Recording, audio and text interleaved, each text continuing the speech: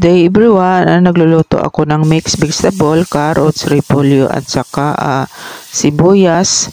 Ayan yung inihanda ko sa aking dalaga kasi kailangan niyang kumakain ng masustansyang pagkain kasi laging puyat. At bago ako mag-umpisa, siyempre mag-aalmusal muna ako. Ayan, kasi iluluto ko lang yun para sa kanya. So, nag-i-start na tayo. Hiwa na tayo nagbabalat na ako ng carrots.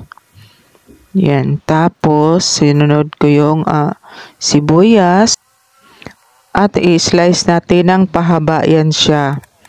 Yan, pahabang slice kasi kailangan ko mabigyan ng masustansyang pagkain ang anak ko kasi laging puyat sa school. Isang linggo na siyang gumagawa ng kanyang mga activities kasi malapit ang exam nila.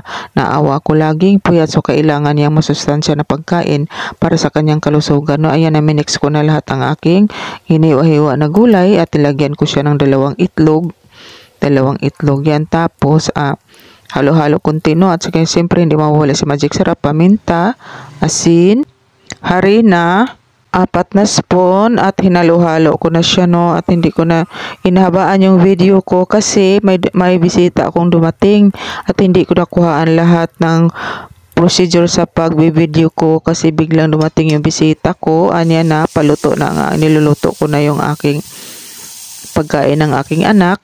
Yan yun. Hindi ko nabaliktad siya guys kasi may bisita akong dumating. At hanggang dito na lang paluto na ang aking almusal para sa aking anak. At hanggang dito na lang. Bye bye everyone. Ingat tayong lahat.